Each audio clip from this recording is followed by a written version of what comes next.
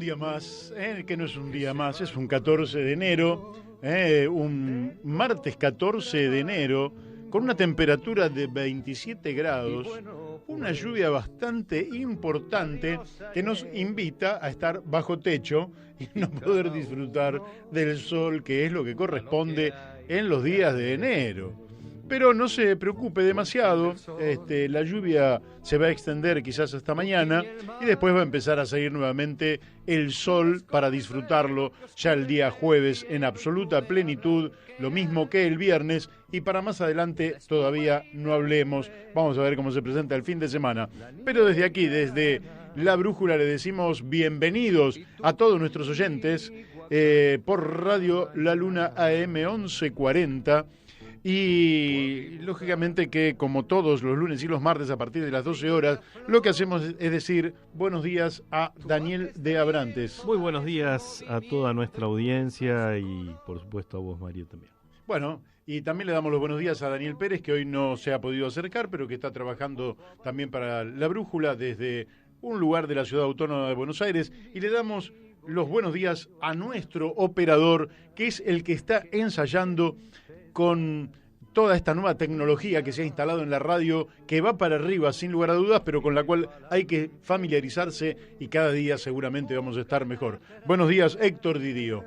Ahí está nuestro operador, detrás del vidrio y observando que todo salga absolutamente a la perfección. Le vamos a dar también los buenos días a Radio Fénix de Corrientes, la 92.1 MHz, y a nuestra amiga la doctora Mónica Colunga, para que nos escuchen allí en nuestras provincias litoraleñas, y también le vamos a dar los buenos días a Radio La Paquita FM 88.9 Uspallata, Mendoza, y a Gustavo Figini y Elvio Yadanza. A todos nuestros oyentes les decimos, mire, si quiere escuchar, por ejemplo, el reportaje que le hicimos ayer a Raúl Montenegro, premio Nobel alternativo en el año 2004, lo que tiene que hacer es ir a La Brújula en la Luna. Entra al canal de YouTube, se suscribe y puede escuchar.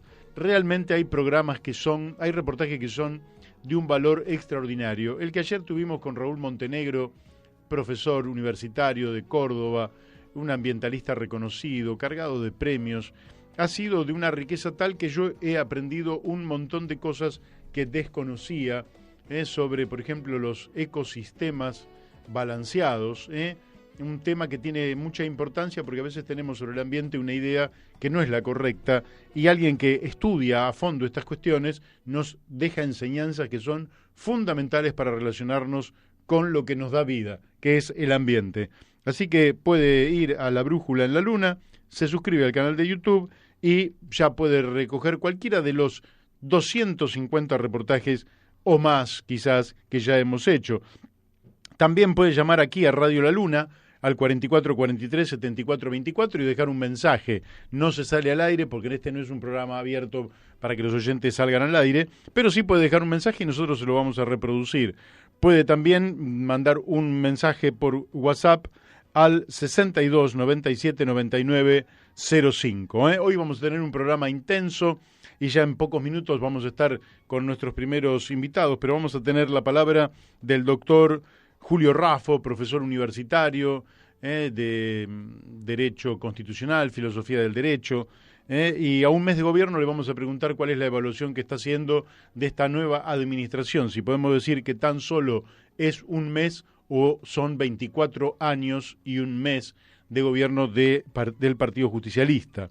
También después vamos a hablar con el analista internacional de gran prestigio que ha hecho una nota muy importante en Infobae, Eduardo Bior, sobre la crisis entre Irán y Estados Unidos y sus repercusiones, esa crisis de Medio Oriente que a veces nos parece un poco lejana, hasta dónde nos está afectando.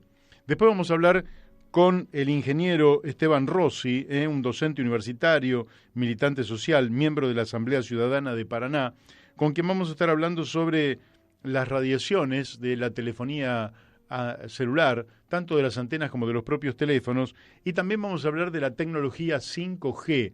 Este es un ingeniero altamente capacitado en la materia, así que le vamos a hacer preguntas que sobrepasan los conocimientos que nosotros tenemos. Vamos a hablar también con Carlos Méndez sobre la situación en Chile, informe que se justifica porque la actividad de Chile, política, social, de movilizaciones, de discusión de la constituyente que se va a convocar seguramente, la paridad de género, en fin, la cantidad de elementos que hay en Chile semana a semana es tan inusitada que nos obliga a mantener un constante informe de Carlos Méndez. Y finalmente, desde Australia, desde el continente australiano, nos va a hablar Jerónimo Félez sobre cómo lo ha vivido él y nos va a dar también una cantidad muy grande de información y de puntos de vista que ya no son los puntos de vista que podemos tener desde esta latitud, sino que directamente desde la zona de los hechos. De manera tal que hoy vamos a tener un programa, como ve, con Julio Raffo, con Eduardo Bior, con Esteban Rossi, con Carlos Méndez y con Jerónimo Félez, de una intensidad, Daniel, tremenda, de manera que vamos a tratar de ir a toda velocidad y espero que usted, que nos está escuchando del otro lado, preste mucha atención porque siempre algo le va a quedar, No se sale de este programa igual que se entra al programa. Hay otros que usted puede pasar 5 horas escuchándolo y realmente no le queda absolutamente nada. En este, con poco que escuche, algo le va a quedar porque tratamos de que pasen rápido los temas de coyuntura y tratamos de ir muy a fondo con los temas que son estructurales. Ayer Raúl Montenegro nos decía que el tiempo para formar 1 centímetro de suelo en Tierra del Fuego es de 10.000 años. Creo que estamos en contacto, ¿puede ser? Beto, ayer estuvo Héctor.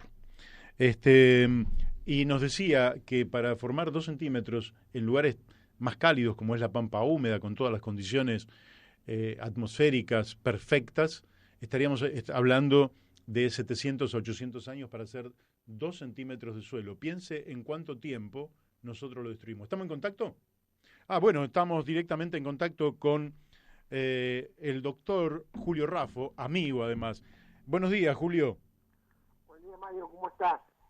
Muy bien. No muy puedo bien. evitar recordar algo que yo le oí decir a Arturo Jauretche, a quien seguía siendo joven con emoción, que un día le dijeron, doctor Jauretche, y contestó, oiga, che, no me doctoré, que yo no he hecho nada. Bueno, por eso aclaré el amigo también. Entonces me digo, Mario, le digo lo mismo que Jauretche decía a lo que se acercaba. Yo no me doctoré. Bueno, ¿Cómo Julio, estás? a vos te conocemos hace mucho tiempo, sos amigo, fuiste diputado en la Ciudad Autónoma de Buenos Aires, tenés una trayectoria extensa en política, y una de las preguntas que te quería hacer era, ¿cómo evaluás este primer mes de gobierno? Pero a esta pregunta le quería sumar otra. ¿Es un mes de gobierno o son 24 años y un mes de gobierno del Partido Justicialista? Bueno, la pregunta tiene miga. La pregunta algo hay de esos 24 años, pero también es cierto que en el seno del peronismo, como movimiento que viene de la historia argentina, de la historia por lo menos del 45 en adelante, hay muchas contradicciones. Claro. No es lo mismo, es muy amplio, decía Cereal, demasiado amplio. Entonces no me parece justo sintetizar todo bajo un mismo rostro. Cámpora era peronista y Osinde era peronista, por lo menos eran reconocidos como peronistas, y Osinde lo quería matar a Cámpora, ¿no es cierto? Y etcétera.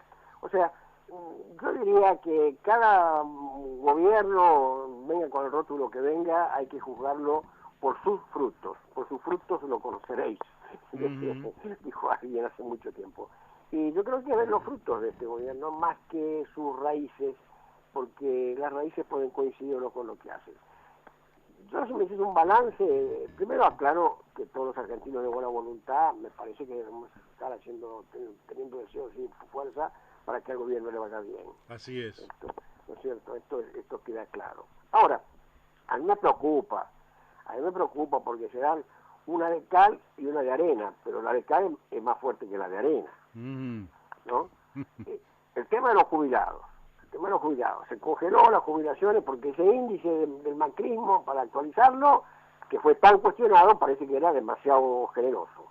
Entonces hay que vitalicias. Yo no digo, no lo discuto, pero las jubilaciones de los diplomáticos, que tienen un promedio de 300.000 pesos por mes, eso no se han congelado. Qué bárbaro. La de los ministros, la de los expresidentes, que tienen...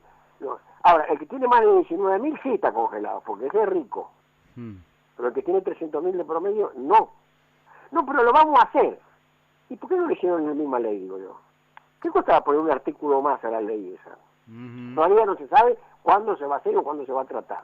Lo que sí se sabe es que ya se congeló al jubilado normal, que no tiene ningún privilegio, no tiene nada, y que tiene la suerte de haber hecho aportes, porque las jubilaciones por los aportes, que le permiten tener algo superior a la mínima. Eso por un lado. Y por otro lado veo contradicciones muy fuertes dentro del espacio político del gobierno. Creo que a todas luces se ve un núcleo de Alberto Fernández y los suyos, que hace muy bien en tener sus personas de confianza, Vilma Ibarra, que escribió un libro referente a Argentina, el señor muy duro Alberto, el libro, que dijo lo que dijo, en fin, Pino Solana, que fue, yo, vos sabés, he sido décadas colaborador cercano a Pino, y sé muy bien lo que decía, pensaba y puso en sus películas Pino del gobierno de Cristina, y en esto hemos militado juntos en un frente en estos temas, así que vos también lo sabés, también lo mejor que yo. Lo cierto es que, eso por un lado, pero por otro lado está el núcleo de la señora y su entorno, y yo veo un forcejeo. Creo que esto de Berni con la ministra de Seguridad de la Nación expresa ese forcejeo. Son contradicciones aparentemente secundarias, pero alguna vez nos enseñaron, y creo que lo aceptamos como método de análisis, hay veces las contradicciones secundarias sobredeterminan y juegan como contradicción principal y estructuran un conflicto. A eso le tengo un gran temor yo. ¿Pensás que esas contradicciones secundarias se pueden exacerbar en función justamente de las contradicciones primarias? Y yo creo que sí, Por un lado vamos a agarrar, como dice en mi provincia, el chancho por las orejas, y muchos de los muchachos que gritaban volveremos, no volvieron.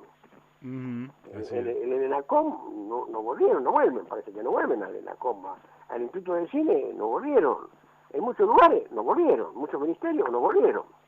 Y eso debe estar un poco irritado, los que querían volver no políticamente como una gestión, sino a los cargos. Sí.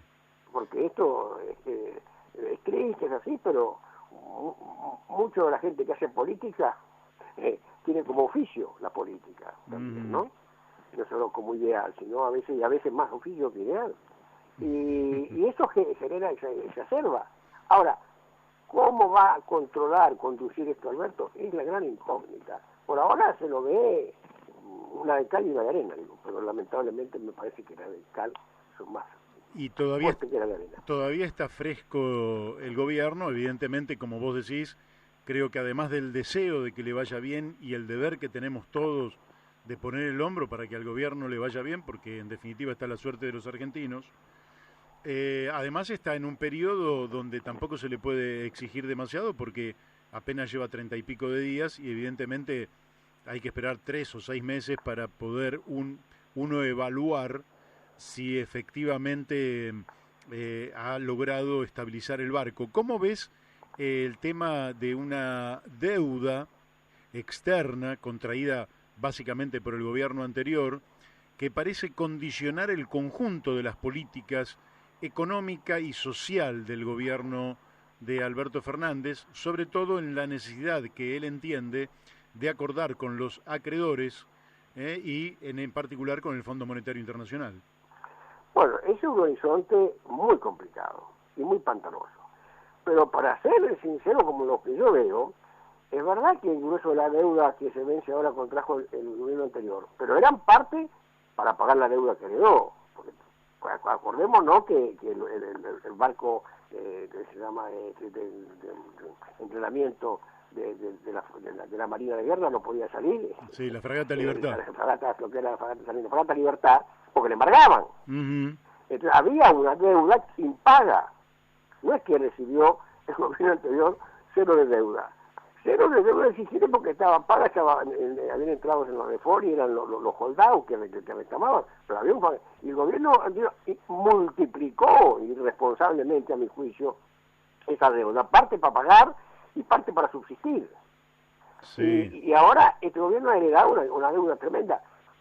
Lo que no sé, efectivamente, en base a qué recursos se va a pagar esto, porque Fernández alertó que no lo iba a hacer con la famosa frase sobre la sangre y sudor de los argentinos, porque eso o sacrificio de los argentinos.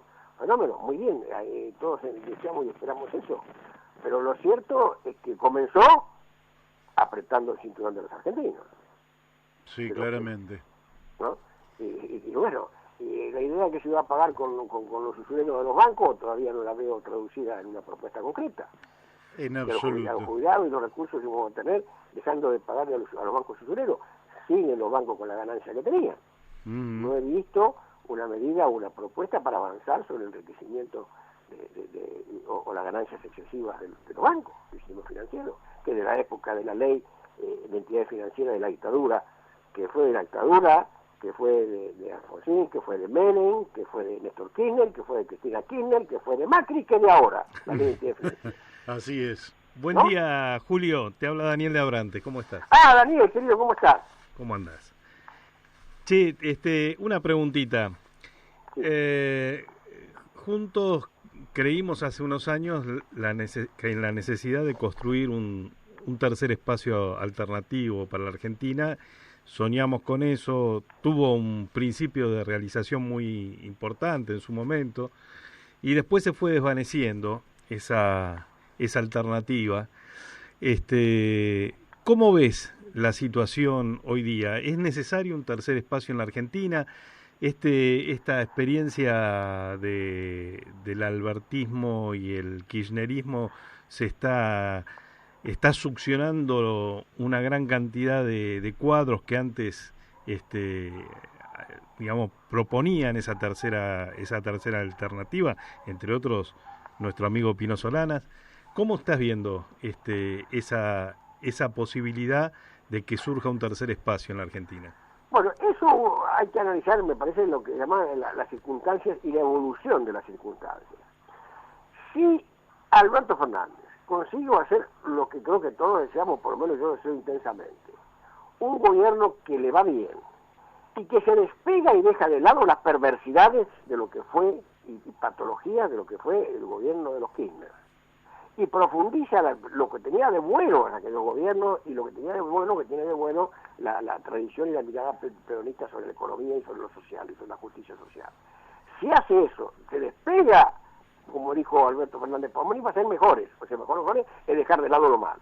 Si se despega de las runflas, que fueron muchos de ellos una manga de ladrones, y con perversidades de todo tipo, y toma lo bueno de esos gobiernos, y lo profundiza, entonces no va a haber espacio para un tercer espacio, porque el albertismo va a convocar a todos los hombres de buena voluntad. Ahora, si en estas contradicciones que todavía no están saldadas, no están sintetizadas, como digamos en nuestra época, si en estas contradicciones se termina por imponer o complicar el ala esta, yo diría, el rostro perverso del kirchnerismo. Alberto Fernández lo ha dicho muchas veces, lo decía de Cristina, están en los videos. Esto es increíble, cuando decía, es autoritario, todo lo que decía de malo, hay que estar atento que no vuelva. Y te agrego algo más que para mí es muy importante y tiene que ver con la visión estructural del país y digamos de fondo, ¿no? Yo tengo la convicción de que que no existe la posibilidad de montar un extractivismo progresista, que si el gobierno se decide por una matriz extractivista, como creo que están orientados hacia ese lado, finalmente eso va a teñir y va a ser la matriz central del gobierno, que ha sido la matriz central del saqueo en la Argentina, como bien sabés, en las últimas décadas, ¿no? Esta reafirmación de la política minera sanjuanina, y tratar de imponer la nueva ley de aguas en Mendoza, y bueno, y todo lo que trae el extractivismo, esa pretensión de que Vaca Muerta nos salve y que hay que poner toda la energía en esas labores, me parece que, no sé, a mí me generan dudas inclusive más profundas que las propias que vos marcaste sobre la característica y el estilo de la política kirchnerista. Sí, coincido totalmente. A mí me sobresaltó mucho un discurso, está el video que circula, de Alberto Fernández festejando que se había aprobado la ley de Mendoza, Claro. la ley que permitía envenenar el agua mendocina. Claro. Y después, afortunadamente, mi provinciano salieron a la calle y voltearon la ley. Entonces, esta idea de, acordémonos que en el gobierno de Cristina, el señor Peter Munk con la Barrigol, era niño mimado del régimen. Y sí. Con Paco Alama, y era niño y era una industria de minería a cielo abierto, y diría es destructivista, ¿no? Es destructivista, porque destruye el medio ambiente, envenena las aguas, y además son industrias como el petróleo, que generan temporariamente muchos recursos, pero no generan fuentes de trabajo auténticas, no generan desarrollo. Los grandes países petroleros son países, mira Venezuela, gran país petrolero, mira los países de árabes, de Kuwait, eso, tienen dinero, eso de los países árabes, pero no hay desarrollo. Así es. Y entonces el pozo se seca o cambia la tecnología y van todos a la miseria espantosa. Además con el medio ambiente destruido. Lo que hizo la Chevron en Ecuador todavía no está resuelto, que acá le perdonaron la vida, la Corte le perdonó la vida a la Chevron por el juicio gigantesco que tiene por haber dañado el medio ambiente amazónico de Ecuador. No, yo estoy de acuerdo que mira, lo que a veces sucede es que la necesidad tiene cara de hereje y la gente no le importa, y me parece a mí que sucede algo parecido al guión que había hecho Sartre, que se llama El engranaje, ¿no? El engranaje, que alguien llega con un discurso y una mirada, y sentado ahí, le empiezan a tocar los timbres, lo empiezan a llamar, y el Fondo Monetario, que era el enemigo público número uno de los kirchneristas, ahora es un amigo. ¿Cambió el Fondo Monetario su principio? No. Claro. ¿Cambió su mirada, su receta? No. ¿Está contento? Sí. Entonces, ¿quién cambió? Escúchame, Julio, te hago la última pregunta por razones de tiempo, nada más, porque te vamos a volver a llamar en algún otro momento y por ahí algún día te venís acá directamente a la radio y te pasás el programa con nosotros. Somos amigos, con Daniel somos amigos y con todo, y aparte recordamos, porque hemos tenido no solo amistad, sino militancia común en frente que hemos participado. Así es, así es. Y siempre con armonía espiritual, por lo menos así lo he sentido yo. Y también nosotros, por eso nos comunicamos con vos, porque acá decimos que siempre es un gusto hablar con quien hablamos, porque nosotros no hablamos con quien nos causa disgusto. Claro. Escúchame, la última que te quiero hacer es, ¿cómo estás viendo a la oposición? Porque acá, bueno, por un lado está el oficialismo, que está en una etapa evolutiva, por otro lado hay una oposición que terminó sacando, siendo oficialismo hace pocos meses atrás, un volumen electoral muy importante, pero que da la impresión de que conlleva contradicciones también muy importantes entre franjas que supuestamente son progresistas y otras que son realmente conservadoras o el néctar de lo más reaccionario de la Argentina. ¿Cómo estás viendo eso? Bueno, mira, la hegemonía de la oposición no me representa. La oposición, la conducción, lo que hace la oposición y que aparece como... Yo no me siento representado, ni me siento convocado a participar de esa oposición. Correcto. Entonces, entiendo que acá está, a su vez, están las contradicciones internas. Si Macri conduce y no conduce, si la Vidal conduce y no conduce, quién va a ser el candidato dentro de 4 años, si la reta. Y bueno, eso es un tema también que genera contradicciones a sintetizar y a resolver. Pero lamentablemente yo creo que hoy la oposición, no hay una oposición, no siento que haya una oposición fuerte.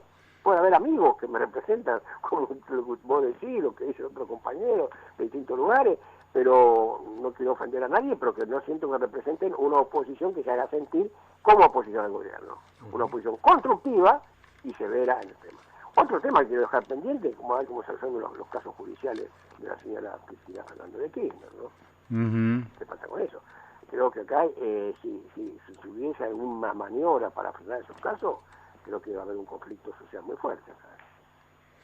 Así es, la ética pública, que fue una bandera que mantuvimos con Proyecto Sur, da la impresión de que por lo menos no está en la cúspide del mástil, ¿no? Es así, es así, es así. Y que hay algunos intereses en no solo que no esté en la cúspide del mar, sino que esté 5 metros bajo tierra. Bueno, Julio, por hoy te agradecemos y te vamos a volver a llamar dentro de no muchos días para seguir analizando esto que es la realidad política y social de la Argentina. Cuando les parezca. Un gran abrazo, muchas gracias por llamar, un abrazo Daniel y un abrazo Mario. Chao. Un fuerte abrazo. Bueno, hemos hablado con Julio Raffo, que nos dice que no lo doctoremos, pero él es doctor y profesor universitario y por tanto y amigo además, así que un gustazo. Bueno, hacemos una breve cortinita y estamos inmediatamente hablando con Eduardo Bior, a quien le vamos a preguntar por la crisis entre Irán y Estados Unidos en Medio Oriente, sus consecuencias, sus repercusiones sobre la Argentina, que realmente alguien piensa que no tiene nada que ver, si todo en este mundo que se ha empequeñecido, todo tiene que ver con todo. Bueno, seguimos aquí en La Brújula y ya estamos en contacto con quien habíamos anunciado, un analista internacional realmente de lujo para nosotros, que es Eduardo Bior. Eduardo, buenos días. Hola, buenos días. Bueno, gracias por el piropo. Se hace lo que se puede. No, pero realmente sos un conocedor profundo de la política internacional y como ahora estamos conmocionados por lo que está ocurriendo en Medio Oriente o en Oriente Medio y este conflicto que se ha venido desatando y escalando entre Estados Unidos e Irán, me gustaría que vos nos digas cómo estás viendo, porque has escrito una nota sobre los propios conflictos internos que hay en Irán y cómo esto está repercutiendo en una potencial escalada del conflicto. Sí, en Irán y en Estados Unidos. Sí. Sí, yo creo que en todo este proceso se está poniendo a prueba la solidez de ambos regímenes políticos. Uh-huh. Es decir, por un lado, está, para mí, por lo menos está absolutamente claro que el asesinato del teniente general Soleimani no entraba en la lógica de la política de Donald Trump hacia Medio Oriente. Es decir, Donald Trump venía intentando repetidamente establecer un statu quo, negociar con Rusia y con China las áreas de influencia en la región. Quería retirar las tropas norteamericanas de Siria, el Pentágono no lo dejó. Se había denunciado el acuerdo nuclear con Irán, pero con la intención de llegar a otro. Y evidentemente ha habido alguien que quiso torpedear esas posibilidades de acuerdo. Hay que corregir un elemento muy importante en la visión que los medios dan del teniente general Soleimani. El teniente general Soleimani fue el principal factor para alcanzar la paz y destruir al terrorismo en Oriente Medio en los últimos años.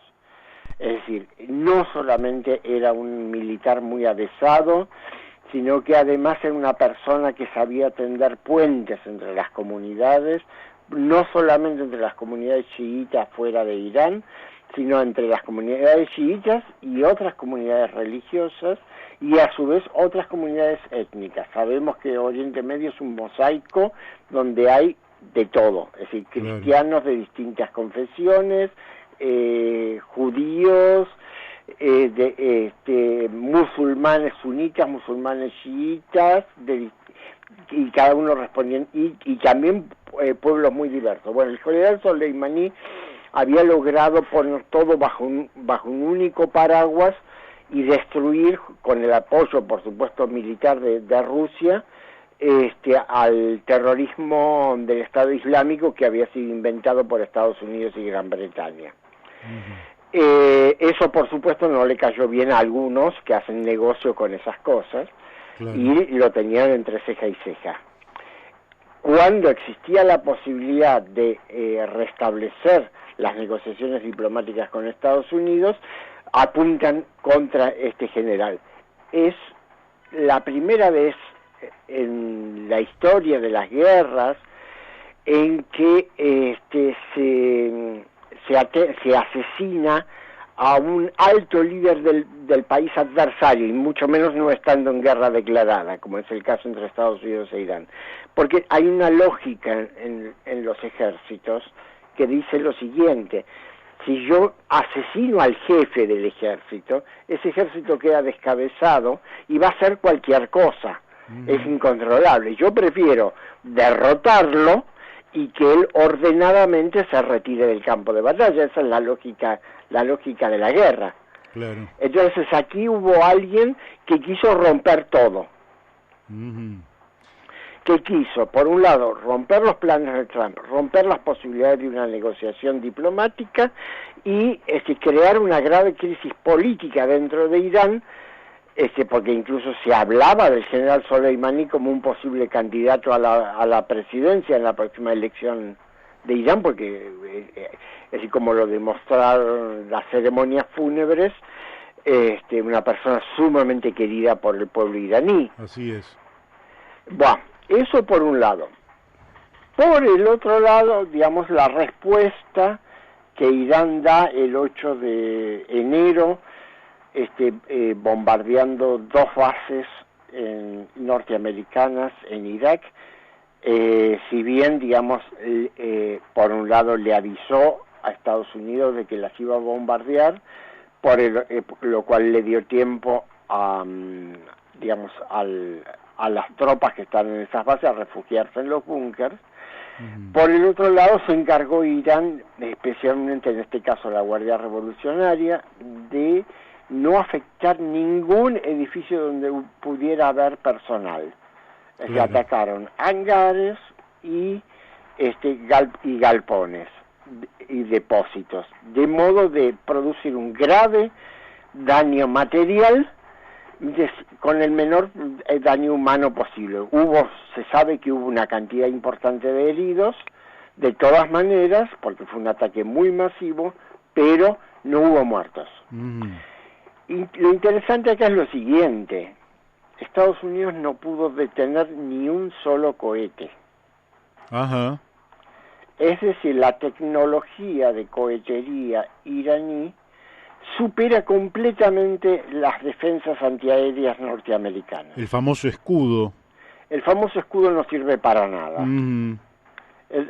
Por esa misma razón es que Netanyahu, el primer ministro israelí, dijo: esto no es un conflicto israelí, esto es un problema entre Estados Unidos e Irán, que se las arreglen. Y por eso todas las monarquías del Golfo estaban sumamente preocupadas e inmediatamente viajaron a Teherán para restablecer negociaciones y demás. En ese contexto, la misma noche del ataque, se produce el derribamiento del avión ucraniano que está saliendo del aeropuerto de Teherán. Sí. Y eso es una cuestión ya mucho más oscura. ¿Qué es lo que ha pasado allí? La explicación oficial iraní llegó el sábado: reconocimiento de culpa, que cometieron un error, que en el nerviosismo de la situación militar creada con Estados Unidos se confundieron en los radares al avión con un cohete. Es decir, no es creíble. No es creíble. No es creíble por varias razones. Primero, porque el perfil que tiene un cohete es como en un radar es como una flecha. Es algo delgado y largo. En cambio, un avión tiene un perfil con panza. Y las velocidades también. La velocidad es diferente y además la dirección de vuelo es diferente, porque un cohete norteamericano que se aproximara vendría a ras de tierra paralelo al suelo hacia su blanco, mientras que un avión en ascenso está despegando y se lo ve que va ascendiendo hacia el cielo. Por otra parte, tampoco es cierto de que el operador o los operadores de esa batería tuvieran solamente 10 segundos para decidir. Eso no sucede nunca. No sucede nunca, porque lo que utilizan son baterías de cohetes rusos que compró Irán en 2005, que tienen 2 radares, tienen un radar para identificación de los objetos que se acercan y otro radar para guiar el vuelo de los proyectiles antiaéreos que disparan. Todo eso requiere personal, requiere tiempo, requiere varias operaciones y, por supuesto, nadie se va a imaginar que en una fuerza armada regular el operador solo decide ahora aprieto el botoncito. Claro. Entonces, ¿qué pasó aquí? ¿Por qué ese intento de ocultamiento? ¿Y por qué, como estoy leyendo ahora en medios libaneses, el presidente de Irán, Rouhani, es tan enérgico y exige que se forme un tribunal especial y que se castigue a quien tenga que ser y que se llame expertos y expertos internacionales, etcétera, etcétera, etcétera? Bueno, porque aparentemente, y en eso quien ha asesinado a Soleimani ha golpeado en el lugar justo, han renacido las viejas peleas dentro de la República Islámica, es decir, las peleas entre el sector más propenso a negociar con Estados Unidos que lidera Rouhani. No nos olvidemos que el presidente Rouhani en los años 80, cuando era un joven clérigo, estuvo metido junto con Estados Unidos en el llamado Irán Contra, es decir, donde se desviaron fondos norteamericanos para hacer negocios de armamento con Irán, para proveer de armamento a Irán en la lucha contra Irak. Sí, sí. Por el cual en Estados Unidos fue presa una cantidad de gente. Rouhani estaba metido en eso, o sea, Rouhani tiene antiguos lazos con Estados Unidos y se sabe que es la persona que a través del sultanato de Omán ha ido negociando a lo largo de los años con Estados Unidos. Qué intrincado es todo este mapa, ¿no?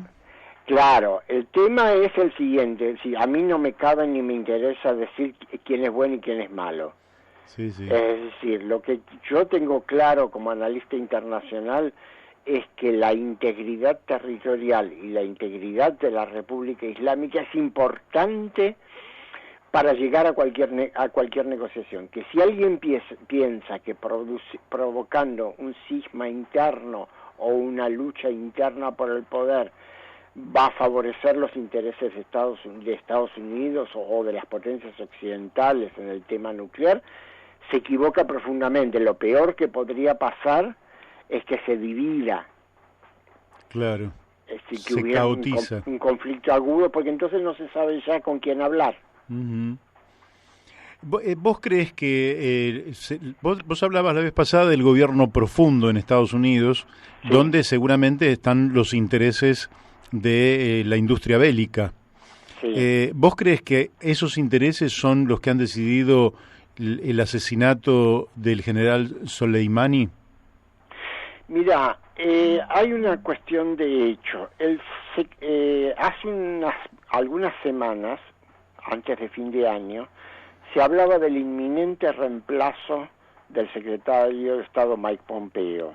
El secretario de Estado Mike Pompeo representa lo que se llama el cristianismo sionista, es decir, aquellos sectores de las iglesias neopentecostales de los Estados Unidos que apoyan masivamente la política expansionista de Benjamin Netanyahu en Israel y que tienen sus adláteres en otras partes del mundo, como en Sudamérica, el presidente Bolsonaro, o aquí tienen al empresario de armas, Mario Montoto, y su empleada, Patricia Bullrich. Sí. Y que han estado sumamente complicados con el tráfico de drogas, porque eso es lo que les permite financiar todo el tráfico de armas, del cual vive fundamentalmente Israel. Digamos, el señor Pompeo fue primero jefe de la CIA, antes de ser secretario de Estado. Y la señora que está a cargo de la CIA fue una subordinada de él. Y por lo que se dice en Washington, lo sigue siendo. O sea, el señor Pompeo maneja la diplomacia, maneja la CIA y a través del secretario de Defensa maneja el Estado Mayor Conjunto de las Fuerzas Armadas.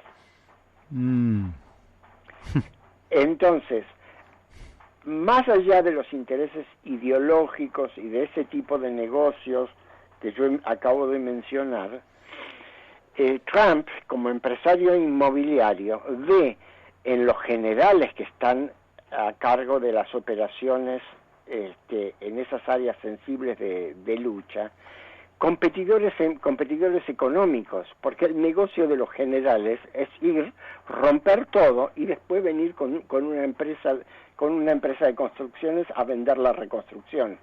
Sí, parece mentira, pero es así. Es así. Es así, es decir, el oyente va a pensar, pero ¿cómo? Esto yo pensé que solo pasaba en Argentina. No, en Estados Unidos pasa y en grandes dimensiones. Por supuesto mediado, porque como es más grande, hay más intereses, hay más competencia y por eso a veces se pueden saber las cosas. Claro, los competidores hablan. A veces sí, el que se siente desplazado se encarga de encontrar el periodista adecuado que saque las cosas a la luz.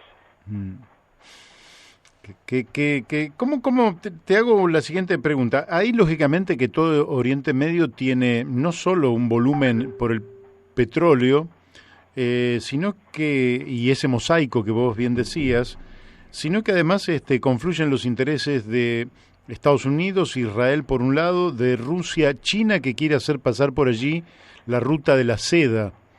Bueno, justamente por eso, en este momento se habla que tanto la diplomacia rusa como la china están sumamente activas, pero detrás de bambalinas. Es decir, no se muestran para no generar un conflicto formal con Estados Unidos. Pero sí, es decir, Putin estuvo el otro día en Turquía y de Turquía viajó inmediatamente a Siria. Y a mí nadie me va a decir que en Siria no habló con los comandantes iraníes subordinados antiguamente al general Soleimani. Es decir, Rusia está muy preocupada por por controlar los eventuales desbordes que puedan salir de la estrategia iraní de protección, de formar lo que ellos llaman el eje de la resistencia, con todas las milicias chiitas en Oriente Medio, y de que alguna de esas milicias, como podría ser las de Yemen, o las de Gaza, se desboquen. Claro. Se desboquen y utilicen el armamento iraní o el armamento ruso para generar una guerra. Si Rusia quiere llegar a un arreglo en el cual Estados Unidos se retire lo más posible del Oriente Medio, y Israel regule sus relaciones con los países árabes de un modo pacífico. Y China, como vos acababas de decir, necesita a Irán unido, fundamentalmente porque por la situación geográfica de Irán es un nudo de transporte para el camino de la seda y la franja. Claro. Y de hecho, a fin de año, tanto las marinas de Rusia y China como la iraní realizaron juntos ejercicios navales en el Golfo de Omán, es decir, en la costa sur de Irán, vecino a Pakistán, por un lado, donde China ha construido un puerto de aguas profundas que va a ser cabecera de un ferrocarril que se está construyendo desde Tíbet a través del Himalaya, es decir, que está muy avanzado ya, pero no está terminado. Y por el otro lado del Golfo de Omán está el Sultanato de Omán, que históricamente ha sido neutral. Y por eso ahora que murió el sultán después de 50 años, inmediatamente viajó un montón de gente a saludar al nuevo sultán y de paso cañazos a encontrarse entre ellos y charlar un poquito, porque Omán ha sido siempre el lugar de las negociaciones. Entonces, el Uruguay de aquella zona, de diríamos. las tres marinas juntas en el Golfo de Omán es una poderosísima advertencia, no solamente a Estados Unidos, cuya marina es sensata y tiene un mando bastante sensato, sino una advertencia muy fuerte a Gran Bretaña. Porque Gran Bretaña tiene lazos históricos con las monarquías del Golfo, porque eran colonias británicas, porque hace poco volvió a instalar una base naval después de 50 años en el Golfo Pérsico, y porque Gran Bretaña es la encargada de proteger la ruta del petróleo que bordea la costa oriental de África y el Atlántico Sur. Y eso a los argentinos ya nos suena conocido. Así es. Porque Gran Bretaña tiene una cadena de bases en el Atlántico Sur, que viniendo desde el norte son Ascensión, Santa Elena, Gough, Malvinas, Georgias, Sandwich. Y es toda la cadena de bases que controla el tráfico naviero de en ambos costados del Atlántico Sur. Es que bueno, el panorama que nos has brindado es excelente y de un nivel de complejidad bastante importante, sobre todo para el oyente que te va a tener que estar con el oído muy, muy atento. Porque con el mapa en la mano. Y el mapa en la mano, sí. Pero yo te quiero hacer la última pregunta porque también el tiempo se nos ha ido yendo. ¿Cómo repercute esto sobre la Argentina? En general, cuando ha habido conflictos afuera de nuestro país, sea desde el siglo XIX, cuando Napoleón entra a España, o cuando se dio la Primera Guerra o la Segunda Guerra Mundial, a la Argentina se le abren algunas posibilidades de liberarse un poco de las cadenas que nos mantienen atados. ¿Vos creés que este conflicto repercute de qué manera sobre el destino de la Argentina o en realidad nos resultaría indiferente? No, obviamente repercute. En primer lugar, y de modo inmediato, repercute con un ascenso de los precios del petróleo en los mercados internacionales, lo cual genera aquí una presión de las empresas petroleras sobre el gobierno para que romper el congelamiento de los precios de los combustibles, que quieren volver a tenerlos dolarizados. Claro. Es el primer elemento, y eso es una presión muy importante que puede irse agravando según cómo evolucione ese conflicto en Medio Oriente. En segunda instancia, si el conflicto en Medio Oriente adquiere proporciones mayores, obviamente vamos a sufrir una doble presión. Por un lado, el gobierno de Alberto Fernández ya se vio obligado a ratificar la declaración del partido libanés Hezbollah como una organización terrorista, lo cual en términos del derecho norteamericano, no del derecho internacional de Naciones Unidas, en términos del derecho norteamericano autoriza a las fuerzas especiales norteamericanas para actuar dentro de Argentina. Por el otro lado, si estallara un conflicto general en Medio Oriente, a través, digamos, del control que el actual gobierno de Israel tiene sobre el liderazgo de la comunidad judía argentina, nos presionarían muy fuerte para tomar partido. Y ahí saldrían todos los otros temas que ya conocemos. Si no es casual que el documental sobre la muerte de Nisman haya salido justo ahora, cuando estaba hecho desde el año 17. Claro, sí. Es un delito levantado. Si bien el documental no confirma para nada la tesis del asesinato, advierte. Sí, bueno, en fin, no nos vamos a meter en el tema Nisman porque eso sería otro programa. Eduardo, es tanta la información que vamos a tener que necesitar un tiempo para procesarla en nuestra cabeza, y por hoy no sé si querés agregar algo más, pero nosotros desde ya te agradecemos porque ha sido un informe altamente calificado, y para nosotros es un honor poder tenerte en los micrófonos de Radio La Luna en este programa que se llama La Brújula. Bueno, muchísimas gracias por la entrevista. Lo único que puedo terminar diciendo es cuidadito y por la sombra. No nos metamos en donde no nos llaman. Me parece muy prudente. Muy bien. Bueno, Eduardo, un fuerte abrazo. Gracias, un abrazo y un saludo para todas las y los oyentes. Muchas gracias. Bueno, hemos hablado con Eduardo Bior, analista internacional. El informe que nos ha dado realmente es altamente calificado.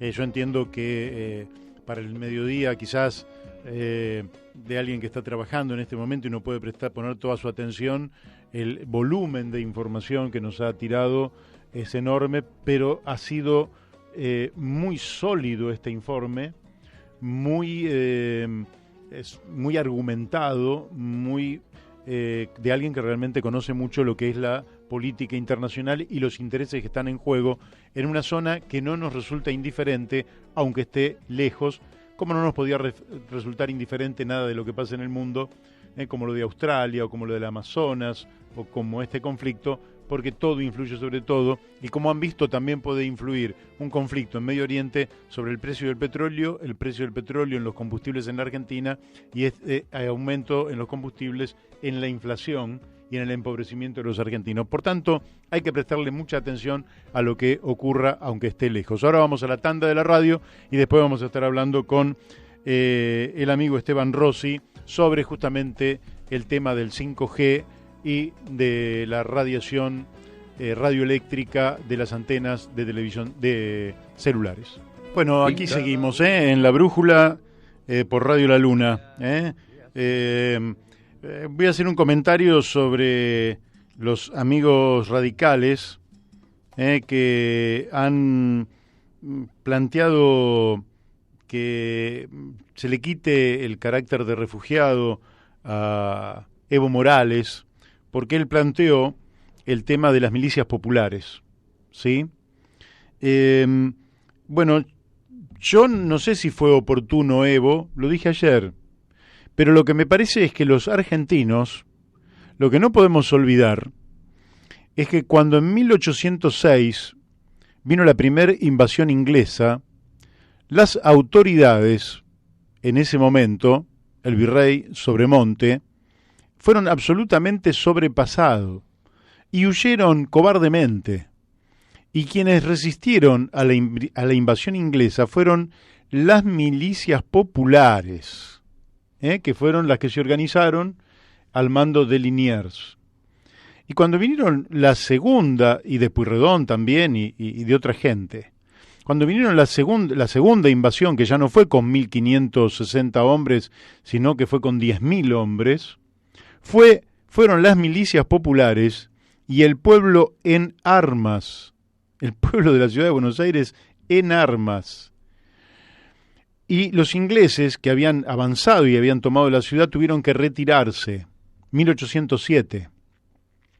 Y cuando Whitelocke, el general inglés, da su informe allí en Inglaterra, él dice que nunca la historia militar había registrado una virulencia tan grande por parte de todo un pueblo, porque peleaban los ricos y peleaban los pobres, peleaban los blancos y los negros esclavos también peleaban, y los indios también se sumaron a esa lucha.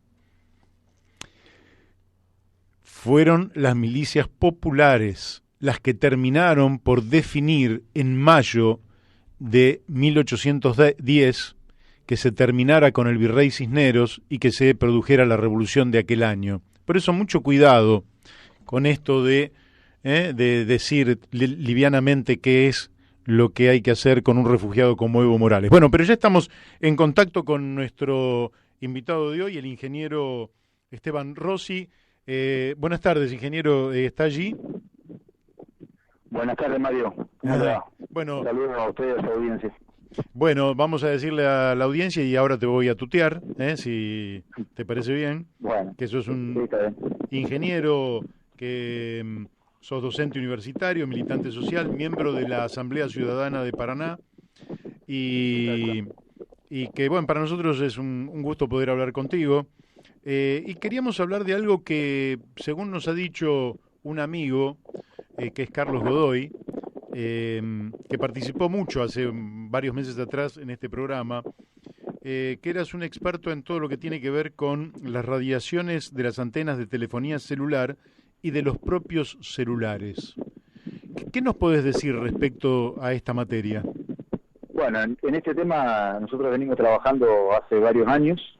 Este problema empezamos a abordarlo a partir de una demanda de los vecinos que se veían afectados por la colocación de nuevas antenas y porque ellos percibían un riesgo para la salud a partir de esas radiaciones. Entonces empezamos a estudiar en profundidad la temática. Nos encontramos con que había varios colectivos a nivel país que estaban reflexionando sobre este tema, que estaban estudiando el tema.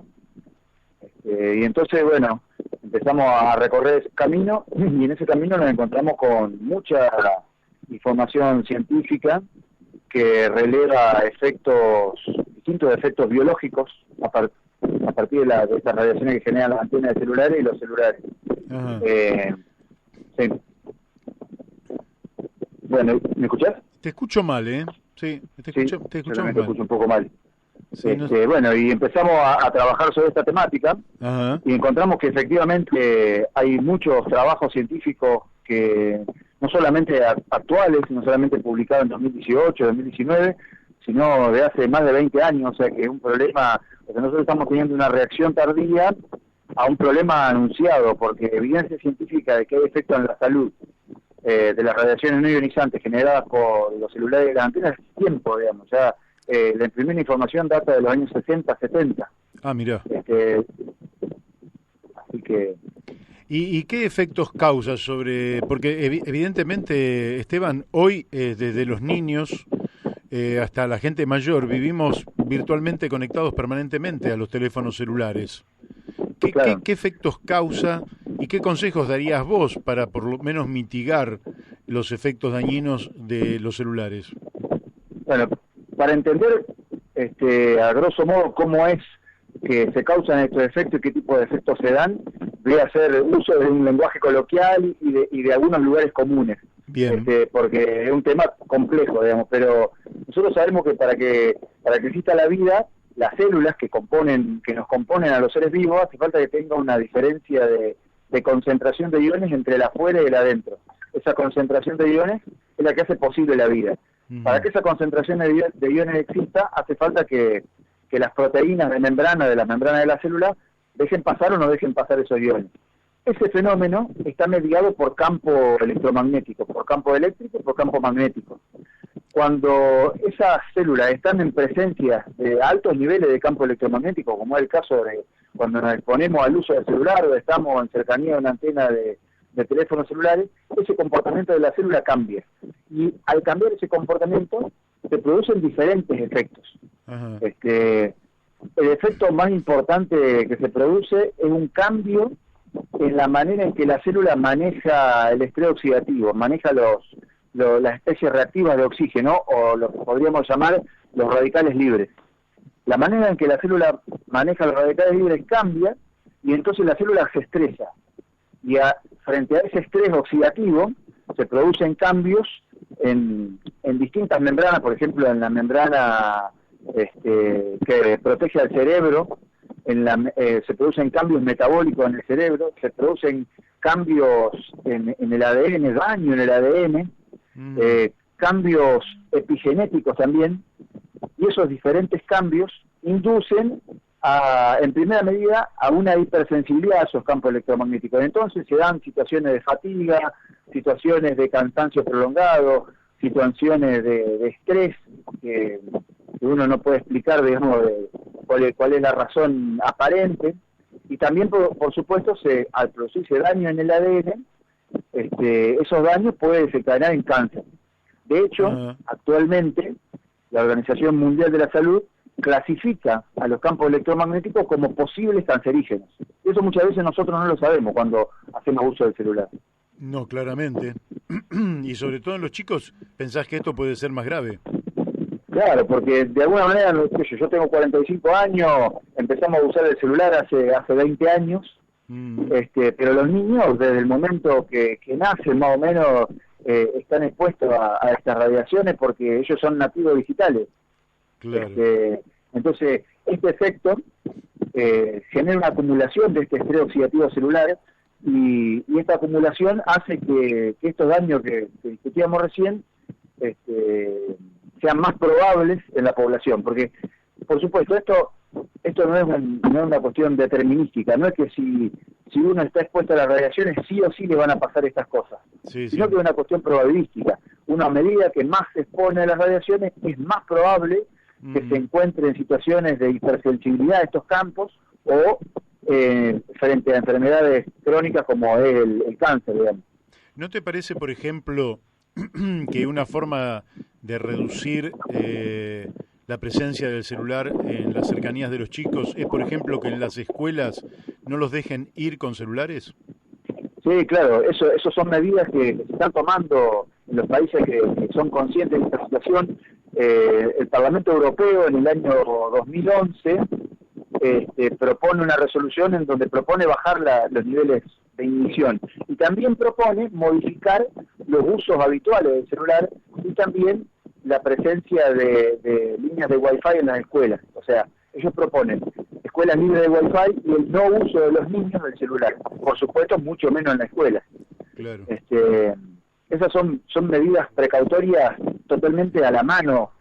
Lo que pasa es que también, como hemos hecho un mal uso del celular, hoy los niños no solamente están expuestos a estos campos electromagnéticos, sino también lo hemos expuesto a una adicción al uso de estas tecnologías. Entonces es difícil también cambiar estos hábitos. Digamos, yo comento esto porque tengo hijos de 10 años y de 13 años, en donde llegar a un espacio de negociación, donde poder aplicar estos principios precautorios de un uso inadecuado del celular, por supuesto que me cuesta discusiones y me cuesta negociaciones con mi hijo. Sí, entonces, es una situación complicada en la que estamos, pero hay que tomar medidas ya, porque si no nuestros niños van a estar cada vez más expuestos a riesgos innecesarios.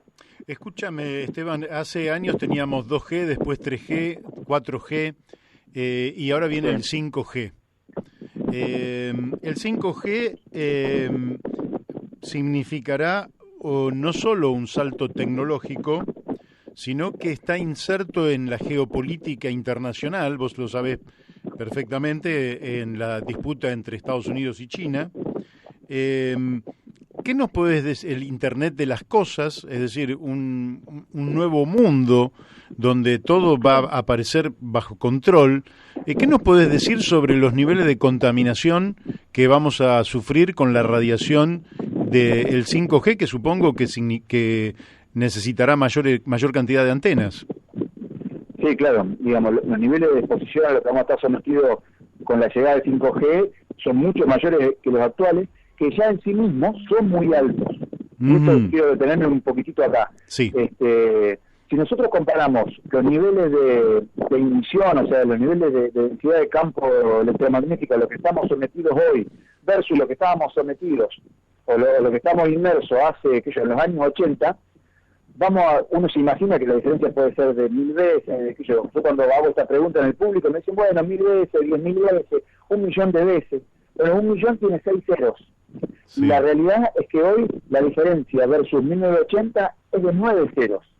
Y si vamos todavía más atrás, a 1920, hace 100 años, es de 18 ceros la diferencia en el nivel de radiación. Entonces, eso es una presión evolutiva que están haciendo estas radiaciones generadas por el hombre que no existían hace 100 años, que nos obligan a adaptarnos. Y eso, con la llegada del 5G, va a ser todavía mayor. Entonces yo muchas veces digo que quién va a ser el que defina quién se va a adaptar y quién no se va a adaptar, porque, por ejemplo, la radiación de la luz solar es por supuesto más alto que estos niveles de radiación, ¿no es cierto? Ahora, nosotros como especie y la biología sobre la Tierra lleva millones de años adaptándose a estos niveles de radiación, mientras que nosotros, en menos de 100 años, o sea, en un parpadear de ojos, para lo que sería la evolución de la biología sobre la Tierra, estamos creciendo en 18 ceros de diferencia de niveles de radiación. Entonces, bueno, eso evidentemente tiene una presión evolutiva sobre la biología en general que está generando efectos, esto que comentaba, y se va a generar efectos mayores con la llegada del 5G. Por supuesto que la llegada del 5G no solamente tiene efectos en la biología, sino que también tiene impacto en la geopolítica, porque esta Internet de las cosas básicamente va a recabar información de nuestras vidas en cada hecho de nuestra vida, ya sea que vayamos al baño, que tomemos un café, que nos movamos en un auto, que elijamos comprar un producto de Internet, que ya está, digamos, ya hay una minería de datos sobre nuestro accionar en Internet, o sea, nuestro consumo digital. Ya hay una minería de datos que la Internet de las cosas va todavía a recabar más volúmenes de datos, y entonces esos volúmenes de datos van a estar a disposición de quién sabe quién, porque la verdad que no hay una legislación clara de quién puede y quién no puede manejar esos datos, mucho menos la hay en Argentina, esta legislación. Entonces, está claro de que es un problema geopolítico y es razonable de que haya puja de intereses entre los grandes titanes en esta carrera tecnológica, que son Estados Unidos y China. Sobre todo porque quien está hoy a la vanguardia de esta tecnología es China, y esta tecnología tiene la capacidad de, digamos, de anidar como si fuera robot, con la capacidad de tomar datos en capas de esta tecnología que son invisibles para quien las usa. Entonces es una potencial amenaza. O sea que permitir que el principal competidor en términos geopolíticos y de mercado sea el líder en esa tecnología. Es razonable esta disputa que hay. Es razonable, pero que se va a resolver porque evidentemente uno de los temas es que sabemos, sea deseable o no, sabemos que se va a terminar imponiendo, y la privacidad de las personas, ¿cómo se va a jugar cuando efectivamente sepan sobre cada uno de nosotros tanto como sabemos nosotros o quizás algo más todavía? ¿Cómo va a jugar eso? Yo creo que la privacidad de las personas hoy no existe, digamos. Que es una idea que uno tiene de que tiene privacidad, pero en realidad esos datos están a disposición de todo el mundo. De hecho, los últimos juicios contra Facebook, contra las grandes empresas que manejan volúmenes de datos, deja bien claro de que esa información está disponible para quien tenga el dinero para pagarla. Entonces la privacidad yo creo que es una cosa que no existe, digamos, que está a disposición del mercado para hacer usarlo y para diseñar estrategias de mercado para quien esté dispuesto y tenga el dinero para pagarla, digamos. Eso es una realidad hoy, no hace falta que llegue la Internet de las cosas ni el 5G para que eso se dé, eso, y de hecho han tenido impacto en la manera de resolver elecciones en Estados Unidos, en Francia, y mismo en Argentina. O sea, sí. Yo creo que ahí hay un vacío legal, hay una indefensión de los ciudadanos respecto de sus datos, que es una realidad hoy, y que a medida que esto siga avanzando, y nosotros como ciudadanos no tomemos conciencia y no reclamemos que haya una legislación que nos proteja, va a seguir siendo la privacidad una fantasía, digamos. Así es. Así como las cuestiones ambientales tienen dimensiones ya planetarias, es decir, ya los seres humanos nos hemos expandido tanto desde el punto de vista numérico como desde el punto de vista tecnológico, de tal manera que las cuestiones ambientales habría que tratarlas, por ejemplo, en Naciones Unidas o en alguna institución de naturaleza mundial. ¿Vos sentís que estas cuestiones tecnológicas tienen algún lugar en el mundo donde sean tratadas en función del bien común y no del beneficio capitalista de las empresas? Y que tiene sus matices esto, digamos. O sea, evidentemente la comunicación que hoy tenemos a partir de esta tecnología es de algún modo un bien común, pero que no es, digamos, la población en general quien más lo usufructúa, sino que no lo usufructúa son las grandes compañías que ordeñan esos datos para diseñar esta mercadotecnia de la que hablábamos. Yo creo que es necesario que esto se ponga en la agenda política y que esto sea también un aspecto que se considere cuando hablamos de soberanía. Cuando hablamos de soberanía tecnológica, esto tiene que ser una cosa que se ponga sobre la mesa para la discusión y que forme parte de la legislación, porque tiene un impacto altísimo en nuestra vida cotidiana. Y por supuesto en la economía de los países. no sé si vos lo has escuchado hablar a Heller respecto de quiénes son los grandes evasores a nivel mundial, y son estas compañías transnacionales que hacen uso de estas tecnologías o que crean estas tecnologías. Son los grandes evasores a nivel mundial. Amazon, Netflix, ellos, digamos, tributan todo en paraísos fiscales, y quienes consumimos esta tecnología no vemos un peso a través de impuestos de lo que ellos ganan, digamos, porque ellos nunca tributan en el país de origen. Así es. O sea, eso también es una cuestión a considerar. Por eso digo que es una cuestión que tiene que ver con la soberanía, con la seguridad tecnológica, cuando hablamos de estas cuestiones. Y por supuesto, y es lo que a mí más me preocupa, tiene que ver con la seguridad biológica y la biocompatibilidad de esta tecnología. No se está discutiendo en el país. Nosotros hoy no tenemos ningún laboratorio en Argentina que entalle los celulares que se comercializan en el país. Confiamos en que esos ensayos vienen hechos en laboratorios internacionales, cuando sabemos que esos laboratorios internacionales hacen ensayos de acuerdo a las normativas, pero no de acuerdo al uso real. De hecho, en Francia se retiraron del mercado numerosos celulares que no cumplían con los niveles máximos de radiación que protegen de los efectos térmicos a las personas. Porque nosotros, esas normativas hablan de que uno el celular lo usa a varios milímetros del cuerpo, y lo cierto es que uno no usa varios milímetros del cuerpo, o somos muy pocos los que usamos varios milímetros del cuerpo. La mayoría de la gente lo usa pegado al cuerpo, y en esas condiciones los niveles de radiación superan por 7 o por 10 o por 14 veces los niveles máximos permitidos para evitar efectos térmicos sobre los cuerpos, ¿verdad?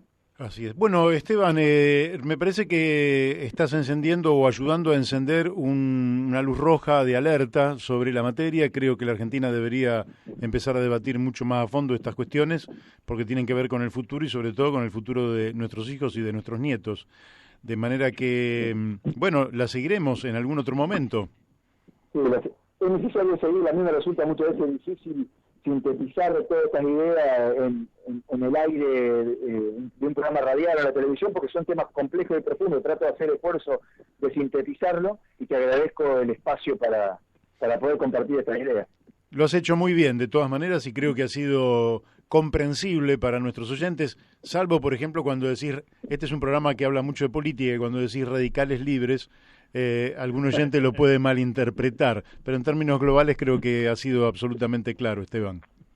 Bueno, muchas gracias, Mario. Bueno, un fuerte abrazo y hasta siempre. Hasta siempre, estamos en contacto. Gracias. Dale. Bueno, hemos hablado con Esteban Rossi, ingeniero, que nos alerta porque yo creo que, como todo, uno de los problemas que tenemos no es el uso, sino el abuso, ¿verdad? Viste, Daniel, que si tomás un vasito de una gaseosa, un vasito no te va a hacer prácticamente ningún daño sobre el organismo. Pero si todos los días tomás 2 litros de gaseosa, bueno, como ocurre... Aprovecho para decir algo. Te producen efecto. Y con esto los chicos van a la escuela y le discuten a los profesores que ellos tienen que tener el celular encendido y tienen que prestarle atención mientras el profesor está dando clases. Esto me parece que el Estado tiene que intervenir y decir, los chicos tienen prohibido entrar a la escuela con... Y los padres tienen que comprender que desprender un poco al chico del celular es en beneficio del pibe. Pero no es que es un Estado autoritario. Totalmente. Y digo algo, ya que mencionaste el tema de las gaseosas, que me parece que siempre es bueno recordar. Una gaseosa de medio litro tiene en su interior el equivalente a 16 cucharadas chiquitas de azúcar. O sea, cuando estamos tomando una gaseosa de medio litro, nos estamos metiendo encima 16 cucharadas de azúcar. Cuidado con eso, y también es otro de los temas que hay que controlar para que los niños no generan adicción a esa Claro, bebidas, porque ¿no? Si vos he estado caminando y lógicamente por todos lados y siempre observo, hay un problema de obesidad en la Argentina que tiene que ver justamente con la falta de una práctica. Vos podés tener casos y casos, tampoco voy a generalizar, pero tengo la impresión de que hay una cantidad de gente que consume azúcar, harinas blancas en exceso, hace abuso y termina teniendo repercusiones negativas sobre el propio organismo. Y creo que el problema de los celulares, el problema de los medios electrónicos, también tiene que ver no con el uso, que si lo haces en forma razonable, perfectamente podés tener tu celular, como todos tienen, porque en la Argentina hay más celulares que habitantes, ¿no? Y no digo que eso esté mal, digo está bien, porque es bueno estar comunicado y además de estar comunicado es bueno tener acceso rápido a la información, y esto realmente, como bien decía Esteban, es un bien común, podemos decir. Esto es bueno, porque incluso te saca de situaciones. Vos no sabés cómo resolver un problema en tu casa y de pronto consultás allí y aparece la experiencia de otro que te permite resolver el problema que tenés. Y eso es muy, pero muy bueno. El problema son los abusos. El problema es cuando las 24 horas del día tenemos el celular cerca nuestro. El problema es cuando nos vamos a dormir y dejamos el celular en la mesita de luz, cerquita de la cama. El tema es que nos levantamos y lo primero que hacemos es, o para mirar el tiempo, para ver la información, agarramos el celular, o a ver si nos llegó un WhatsApp, agarramos el celular. Después nos ponemos el celular en la cintura y andamos todo el día con el celular en la cintura. Es decir, es casi como parte de nuestro organismo el celular. Y este abuso es lo que yo creo que va a empezar a ocasionarnos daños, que muy bien los estaba describiendo Esteban, que efectivamente va a producir perjuicios en la salud. Y en un mundo que teóricamente avanza, no puede avanzar sobre la base de ocasionar perjuicios en la salud de las personas, porque eso no es un avance, eso en definitiva es un retroceso, como ocurre en tantas otras áreas que siempre estamos denunciando en este programa, porque nos interesa justamente el bienestar general. No sé si nos están llamando y si tenemos a alguien al aire, pero seguramente en poquitos minutos vamos a estar hablando con nuestro amigo que nos va a hablar sobre Chile. Quiero decirles que el gobierno de la provincia de Buenos Aires ya está diciendo que no va a poder pagar los vencimientos de deuda que tiene para el día 26 de enero, con lo cual va a prorrogar ese pago, es decir, lo va a estirar.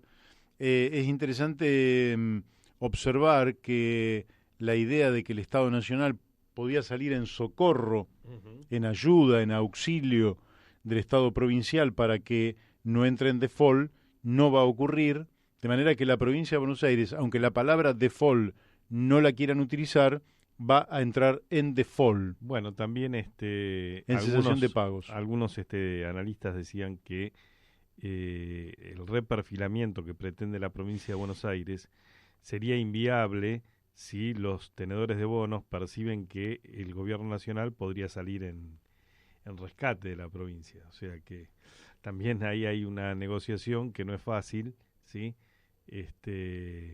Cómo plantearse ante los tenedores de bonos. Porque si tengo plata para pagarte porque la nación me la presta, ¿por qué te voy a cambiar las condiciones de tu bono, no? Uh-huh. Entonces, bueno, veremos cómo se resuelve. Y también, por supuesto, que un default de la provincia de Buenos Aires puede agravar las condiciones de negociación de más pesadas y más importantes que tiene pendiente para abril el gobierno nacional, ¿no? Así es. Bueno, la otra información que es de último momento es que el Vaticano confirmó que el Papa Francisco recibirá a Alberto Fernández el día 31 de enero. Será la primera reunión entre ambos desde que el presidente asumió el 10 de diciembre del 2019, hace apenas 30 y pico de días. Bueno, tenemos creo que en línea a nuestro amigo Carlos Méndez. ¿Es así, Carlos? Hola, sí, ¿qué tal, Mario? ¿Cómo te va? Buenas tardes. Muy bien, ya te has transformado en columnista del programa La Brújula. Bueno, muy bien. Comenzamos bien el año entonces. Yo creo que lo comenzamos bien y además creo que Chile, como hacía décadas, no produce tanta información semana a semana que sea de interés de la opinión pública como ahora. Entonces, te escuchamos. ¿Cuáles son las últimas novedades? Bueno, mira, te cuento primero. Acá en La Plata acaba de dejar de llover. No sé cómo mira. estará la situación ahí en el distrito de ustedes. Estamos dentro de un estudio, no sabemos cómo está afuera, pero... Bueno, acá yo estoy más abierto. Escúchame. Bueno, mira, hoy día acá en Noticias Nacionales, ¿no es cierto?, en un diario nacional acá en Argentina, se ha publicado, ¿no es cierto?, los resultados de una encuesta de una prestigiosa consultora, CADEM, y donde se da a conocer lo que nosotros veníamos señalando a través de este programa, la situación del presidente, digamos, del presidente de Chile, Sebastián Piñera, que esta vez, a diferencia de 1 o 2 semanas atrás, ha bajado nuevamente su aprobación de parte de la opinión pública a un 10%. Amigo. Lo que tú decías en cierta oportunidad, que eso acá en Argentina no es posible, digamos, que un gobierno se mantenga con ese nivel de aceptación o popularidad. Bueno, pero también nosotros hemos dicho en en estos análisis que el gobierno chileno, específicamente Piñera, prácticamente no está gobernando. O sea, realiza podríamos decir, una administración del país, pero una administración muy somera. Dijimos que producto de la crisis que se comenzó el 18 de octubre, fue perdiendo poder de dicho gobierno, y que aparecieron, y eso fue, digamos, un mérito de nuestro programa, que habían emergido otros actores sociales y políticos que tratan de cubrir ese espacio de poder que está ausente en el país.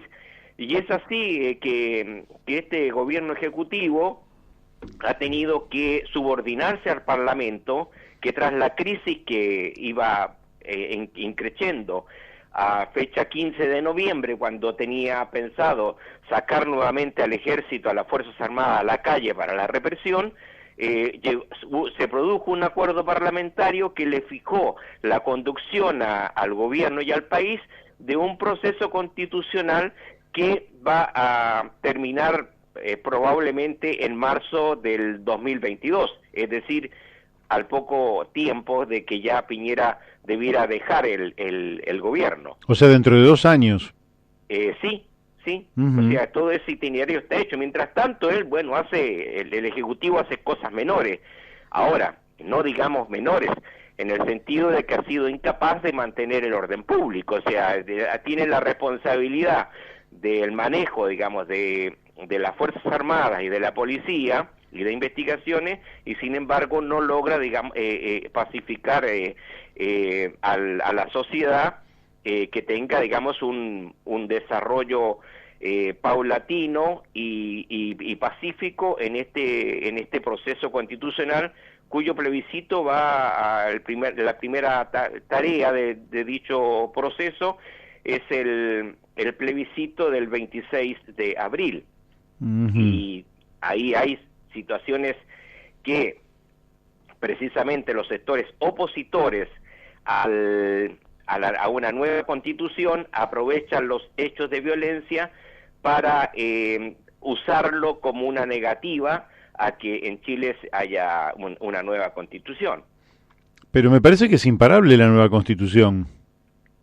Bueno, eso, digamos, va a depender mucho, porque si nosotros seguimos analizando a este Parlamento, el Parlamento no ha sido conducente en relación al propio proceso que que firmaron, que acordaron, que pactaron, más bien dicho, la mayoría, casi el 90% de los partidos políticos representados en el Parlamento.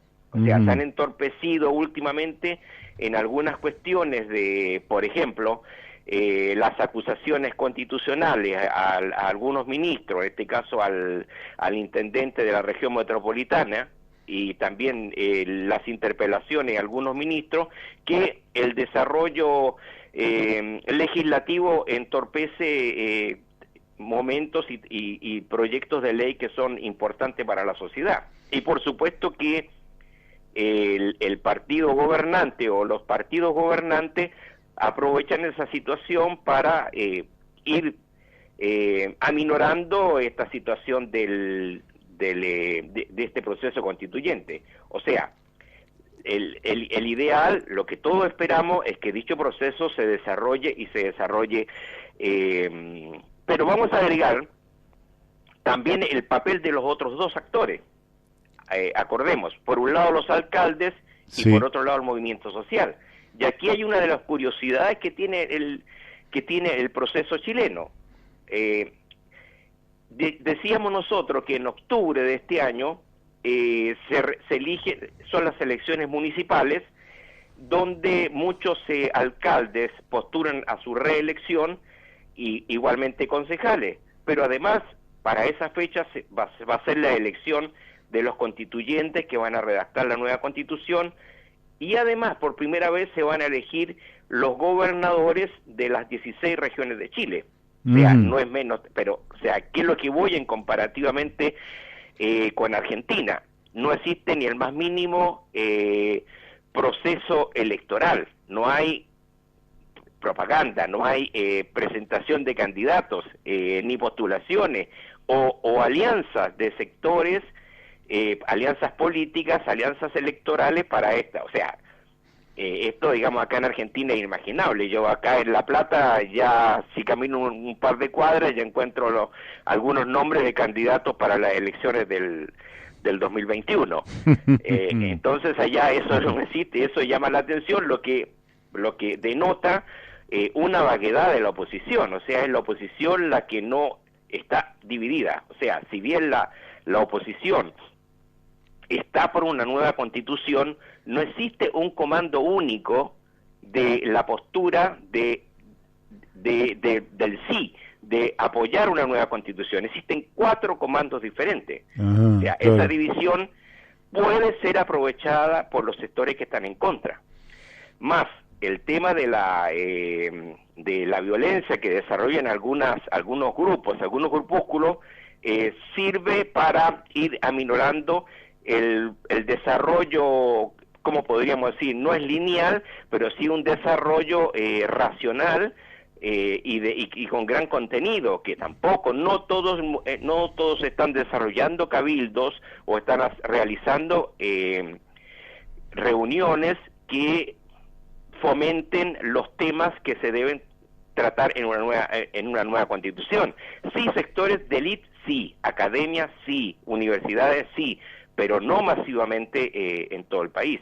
Y te pregunto, por estas movilizaciones que a veces vienen con una cuota de violencia, ¿a qué pertenecen? ¿A organizaciones específicas? ¿Son los jóvenes que se sienten liberados y van a tirar piedra? ¿Cómo se entiende esta violencia? ¿Apunta a un objetivo político? ¿Cómo le estás viendo vos? Bueno, mira, nosotros pensamos de que dicha violencia apunta a no tener proyecto político. O sea, en el fondo no están a favor van a encontrar, o sea, esos sectores encuentran todas las razones como para no apoyar la Constitución. O sea, dicen, no, una nueva Constitución. Dicen, no, bueno, sí, pero no es una asamblea constituyente, son muy pocos los delegados, se requieren otro tipo de representatividad. Pero la verdad que dichos sectores tampoco tienen representación parlamentaria, ni tampoco mucha representación social como para poder hacer pesar sus argumentos. Entonces ahí entramos en una contradicción que, como decíamos en otra oportunidad, se coluden con los sectores que están en contra de la Constitución, que son los sectores más de derecha. Claro. Te pregunto por otro actor y es la última. Las mujeres también aparecen irrumpiendo en este escenario y reclamando paridad, es decir, igualdad. Contanos algo. Eso es uno de los temas que es muy importante desde el punto de vista sectorial, del punto de vista de género, pero desde el punto de vista del conjunto de la sociedad, como también lo es, digamos, el tema de los independientes o el tema de los pueblos originarios, e incluso de los chilenos no poca cosa, hay 1 billón de chilenos fuera del país, de los chilenos que residen fuera del país. Pero en ese sentido habría que deponer argumentos y requisitos, requerimientos sectoriales en función, digamos, de los requerimientos nacionales. Ahí no hay generosidad ni tampoco dar un paso al costado sobre esos aspectos. Pero vos pensás que las mujeres no están movilizadas también por una nueva constitución. Mira, te voy a decir una cuestión que no estaba tratando, no me pude referir al cuarto actor de esta pugna que está en Chile, que es el movimiento social. El movimiento social fundamentalmente está representado, y lo puedo decir ya abiertamente, no es un movimiento anónimo, no es un movimiento espontáneo, a través de Unidad Social. En Unidad Social está la CUT, que la preside la Central Unitaria de Trabajadores, que la preside la comunista Bárbara Figueroa, está el Colegio de Profesores, que lo preside el humanista Mario Aguilar, existe también el No Más AFP, un hombre, Luis Mesina, un hombre ligado al partido, directo o indirectamente al Partido Socialista. Él estuvo, por ejemplo, en el acuerdo de los partidos políticos el 15 de noviembre, y otro movimiento importante es el ambientalista Modatina, donde está Rodrigo Faúndez. Hay problemas internos, y ya que me consultaste sobre las mujeres, se retiró de esta unidad social la coordinadora feminista 8M, y anteriormente se había retirado también de esta coordinadora social estudiantes secundarios como la ACES, y en el mes de diciembre se retiraron también o indicaron un poco más de menos actividad los trabajadores portuarios y también los trabajadores del cobre, porque, o sea, tanto paro, tanta situación de movilización afecta, ¿no es cierto?, sus ingresos, su salario. Claro. Y esa discusión está interna dentro de nuestro movimiento social. O sea, acá hay que tener la cabeza fría. El corazón ardiendo y la cabeza fría. Carlos, si tenés algo más, si no, vamos a ir cerrando. Voy a terminar con con esa encuesta que tú señalabas del CADEM, con lo que empecé, porque otra de las preguntas, digamos, que trata de dicha encuesta, que fue publicada en el día de ayer lunes, la intención de voto. Ajá. Si el plebiscito fuera el domingo, el próximo domingo, el 74% votaría por una nueva constitución, y solo el 19% lo rechazaría.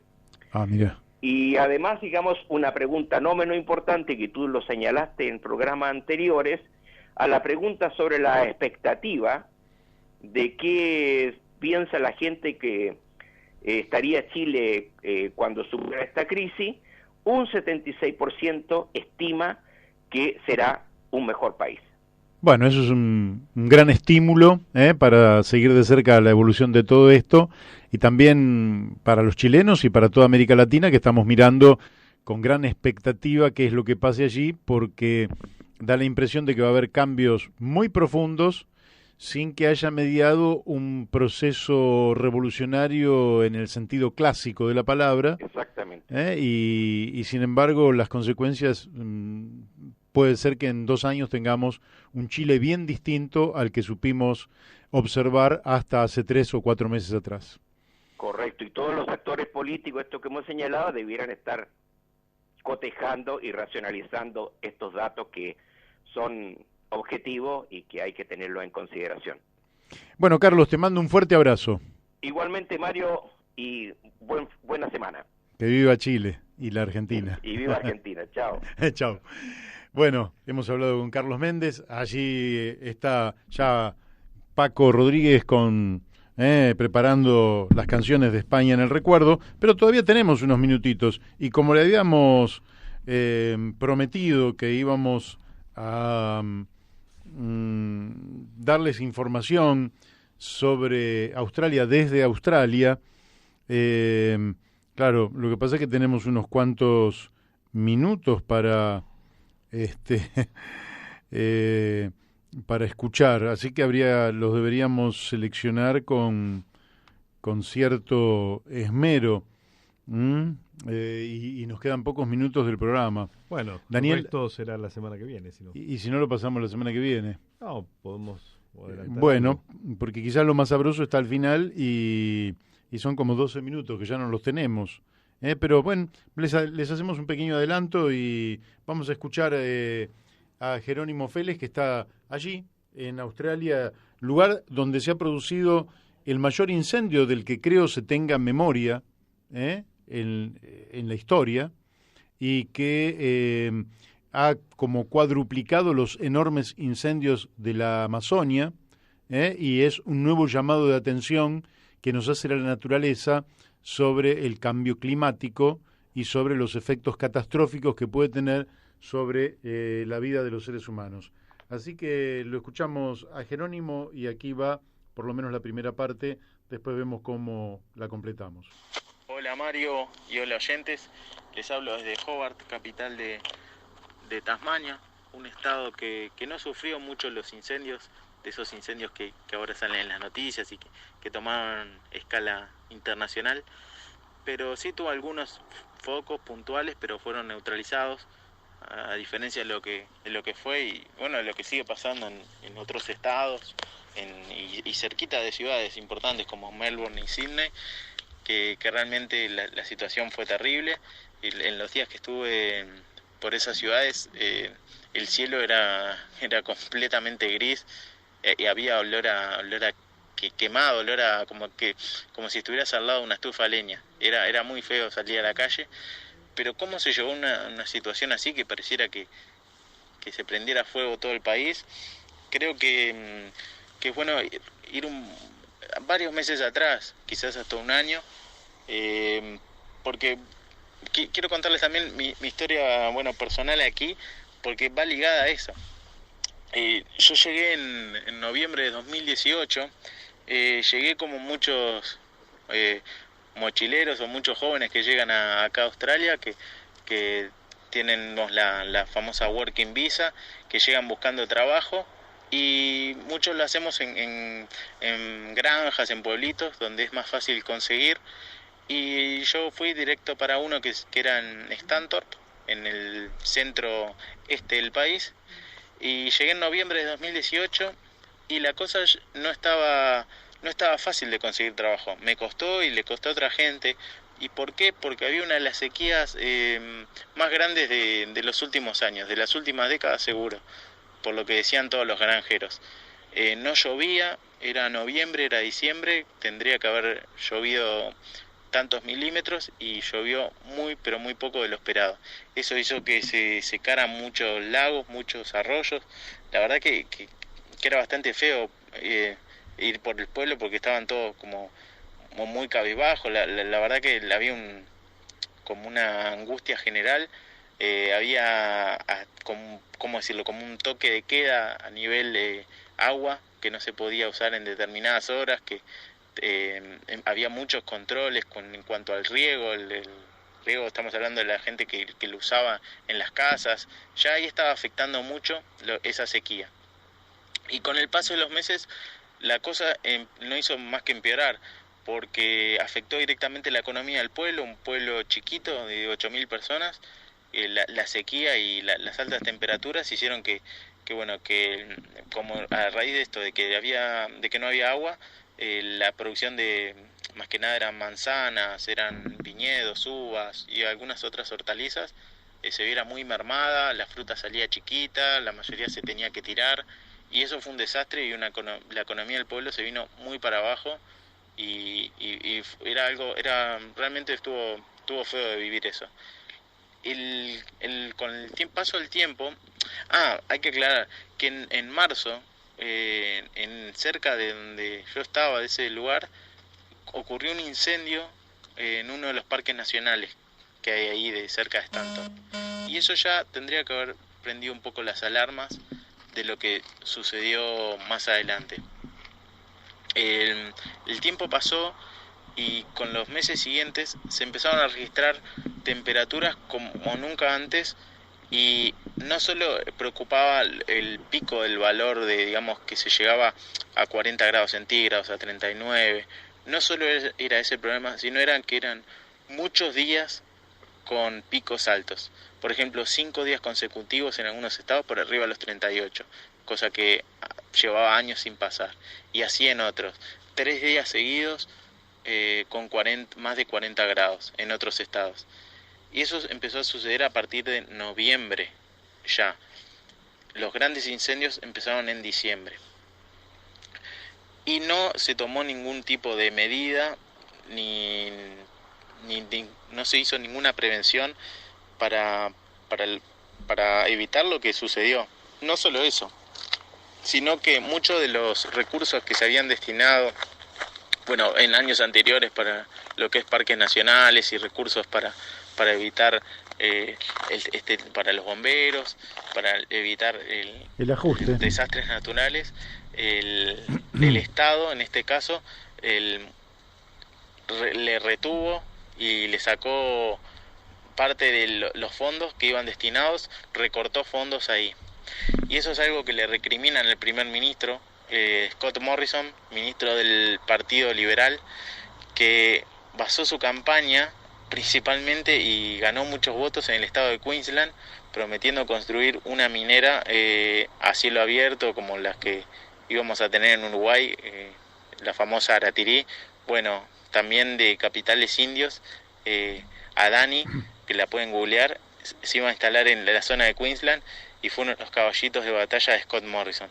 Hoy uno de los ministros, el primer ministro que tiene una de las peores grados de apoyo y popularidad que se hayan registrado. Realmente dicen que va a estar muy difícil para el Partido Liberal ganar las próximas elecciones, porque justamente esto afectó en Australia en su totalidad, no solo los estados afectados. También sucedió... Bueno, ahí tenemos un adelanto importante. Tenemos un... momento que... después va a avanzar sobre las repercusiones políticas que esto tiene y va a hacer descripciones sobre los escenarios donde... yo creo que ya no tenemos tiempo para pasarlo, a pesar de que tenemos... que son de donde había... bosques naturales y hoy son cenizas nada más, no hay nada, no ha quedado nada. Y también va a informar sobre la cantidad de animales muertos y por dónde surge la cifra que se ha dado de los animales muertos, que son cifras evaluadas científicamente, pero lo podemos dejar para la semana que viene. Jerónimo Félez desde Australia nos envía esta información. Ahí tienen el anticipo y el lunes que viene lo completamos. Me parece que es uno de los temas que vamos a tener que seguir muy de cerca, porque cuando hablamos del ambiente, lo que hablamos es de la vida, no hablamos de otra cosa. Miren, es como cuando los mendocinos salen y defienden el agua. No es que defienden el agua por alguna cuestión esotérica o de otra naturaleza, es porque sin agua no hay vida.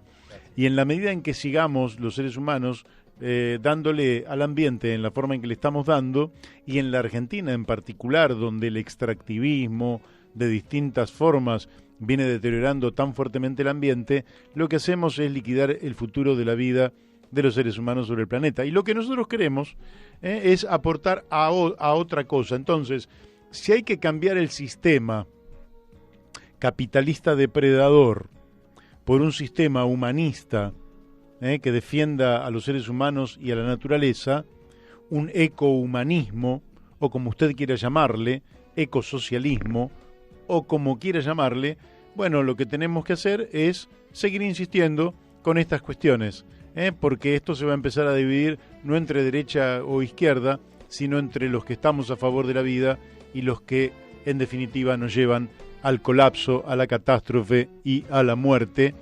Hombres necios que son amantes de la guerra, son amantes de la muerte, y aquí de lo que se trata es todo lo contrario, de amar la vida para poder tener un buen vivir como nos enseñaron nuestros mayores. Se ha cumplido nuestro horario, ya viene España en el recuerdo con Paco Rodríguez, y nosotros los estamos convocando para el lunes de la semana que viene para volvernos a encontrar aquí a las 12 en Radio La Luna, AM 1140. De mi parte, chau